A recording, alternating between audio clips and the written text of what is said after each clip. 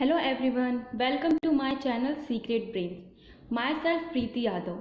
आज इस वीडियो में हम पढ़ने वाले हैं why power sharing is desirable और दूसरा है फॉर्म्स ऑफ पावर शेयरिंग को आज हम इस वीडियो में कंप्लीट करेंगे। तो हम स्टार्ट करते हैं।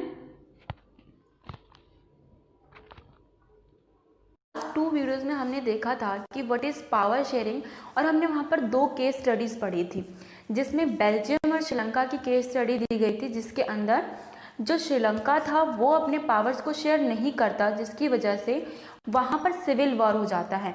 और सेकंड जो बेल्जियम था वो अपने पावर्स को शेयर करता है और सारी कम्युनिटी में पावर्स को डिवाइड कर देता है। अगर आपसे कोई पूछे कि पावर शेयरिंग अच्छा है या बुरा, तो आप आराम से कह सकते हो कि yes, power sharing is good, but ये डिज़ायरेबल क्यों है? तो सबसे पहले यहाँ पर फर्स्ट पॉइंट है, it help to reduce conflicts between social groups. Power sharing करने से जो कॉन्फ्लिक्ट्स होती हैं सोशल ग्रुप्स के अंदर, उसके होने के चांसेस बहुत कम हो जाते हैं। सेकंड है कि इसके अंदर पॉलिटिकल स्टेबिलिटी बनी रहती है, पॉलिटिकल ऑर्डर्स में स्टेबिलिटी रहती है, जो हमारी कंट्री है उसके अंदर यूनिटी बनी रहती है।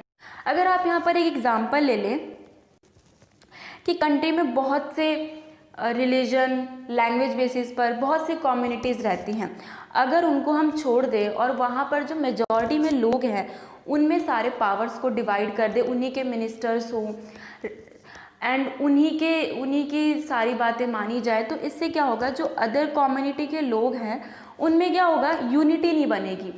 इसीलिए साथ मिलकर रहने के लिए कंट्री में जो सभी लोग हैं वो सब साथ मिलकर रहें, इसके लिए क्या ज़रूरी है, जो भी पावर्स हैं उनको हर कम्युनिटी, हर मिनिस्टर्स सबके अंदर डिवाइड कर दिया जाए। तो इससे क्या होगा, नेशन के अंदर यूनिटी बनी रहेगी, सारे काम पीसफुली हो जाएंगे। देन यहाँ पर 4 पॉइंट है, प्रूडेंशियल एंड मॉरल। सो इसका सबसे बड़ा ये रीज़न है, प्रूडेंशियल का मतलब होता है विवेकपूर्ण और मॉरल का मतलब होता है नैतिकता। तो प्रूडेंशियल एंड मॉरल से यहाँ पर क्या सेंस बनता है कि प्रूडेंशियल मीन्स अगर दोनों ही, अगर जैसे श्रीलंका थी उसने अपने पावर्स को डिवाइड नहीं किया और जो बेल्जियम था उसने अपने पावर्स को डिवाइड कर दिया, तो उससे क्या हुआ, जो बेल्जियम में कॉन्फ्लिक्ट थे वो नहीं हुए। ये क्या हुआ, एक समझदारी भरा रीज़न हो गया। प्रूडेंशियल का मतलब होता है विवेकपूर्ण, समझदारी भरा। तो इससे क्या, अगर वहाँ पर कॉन्फ्लिक्ट्स नहीं हुए तो क्या हुआ, वो समझदारी वाला उन्होंने काम किया। उसी तरीके से अगर सारे काम इसी तरीके से किया जाता है तो जो भी कॉन्फ्लिक्ट्स वगैरह हैं सोशल ग्रुप्स के अंदर वो बहुत कम हो जाते हैं, स्टेबिलिटी बनी रहती है, नेशन में यूनिटी बनी रहती है। सेकेंड है मॉरल।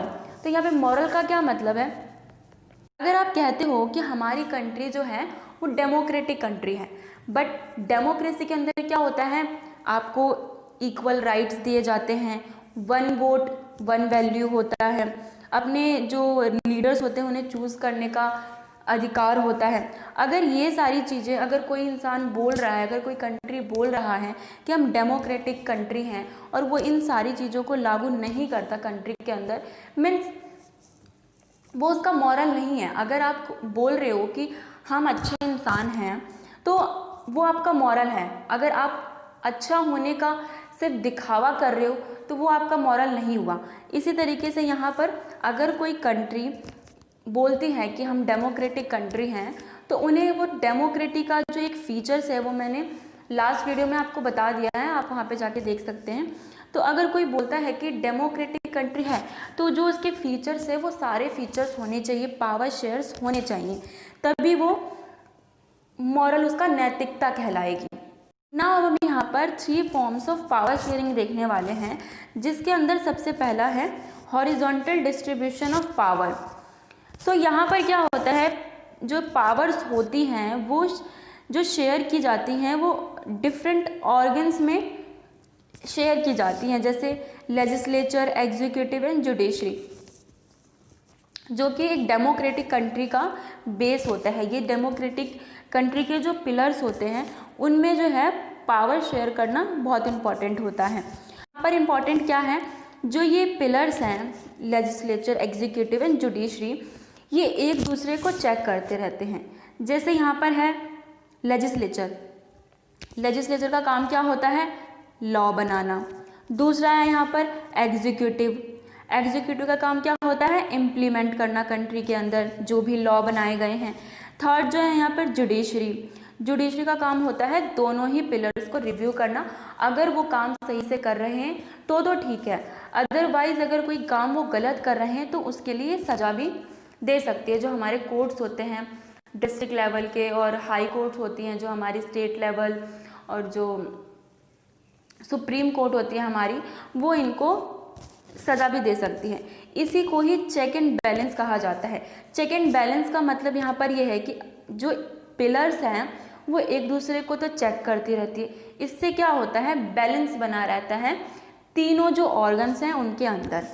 तो इसे हॉरिजॉन्टल डिस्ट्रीब्यूशन ऑफ पावर कहा गया है। ये फर्स्ट फॉर्म है हमारा पावर शेयरिंग का। सेकेंड है यहाँ पर फेडरल गवर्नमेंट, जिसे वर्टिकल डिवीजन ऑफ पावर कहा जाता है। इसके अंदर क्या होता है कि जैसे हमने फर्स्ट वाला देखा उसमें क्या है, ये सेंटर लेवल पर हैं लेजिस्लेचर, एग्जीक्यूटिव एंड जुडिशरी, इनके अंदर पावर्स बटी होती हैं। बट फेडरल के अंदर क्या होता है? पहले तो सेंट्रल लेवल होता है, देन स्टेट लेवल होता है, फिर लोकल लेवल होता है। इनके बीच में पावर्स डिवाइडेड होती हैं। सो ये जो पावर्स डिवाइडेड होती हैं लोअर टू हायर होती हैं, means local, then state, then centre, इनमें पावर्स को डिवाइड किया जाता है ना। अब यहाँ पर थर्ड है power sharing among different social groups. तो हमने जैसे लास्ट वीडियो में देखा था कि किस तरीके से बेल्जियम ने अपने कम्युनिटी को एक साथ लेकर चलने के लिए, जो वहाँ पर लैंग्वेज बेसिस पर डाइवर्सिटी थी, उन डाइवर्सिटी को साथ लेकर चलने के लिए उन्होंने वहाँ पर एक कम्युनिटी गवर्नमेंट बनाई थी, जिसका काम क्या था? जितने भी लैंग्वेज, रिलीजन बेसिस पर जितने भी जो लॉ बनाने होते थे वो उनको देखता था। तो उसी तरीके से यहाँ पर क्या होता है, जो रिलीजियस ग्रुप होते हैं, लिंग्विस्टिक ग्रुप्स होते हैं, उनमें जो है पावर्स को डिवाइड कर, सोशल ग्रुप्स के अंदर पावर्स को डिवाइड कर दिया जाता है। एग्जाम्पल के लिए यहाँ पर दे रखा है बेल्जियम वाला कम्युनिटी गवर्नमेंट। तो हमने क्लास 10th का फर्स्ट चैप्टर जो पावर शेयरिंग है उसको पूरी तरीके से कंप्लीट कर लिया है। आई होप आप लोगों को समझ आ गया होगा। Thanks for watching my video.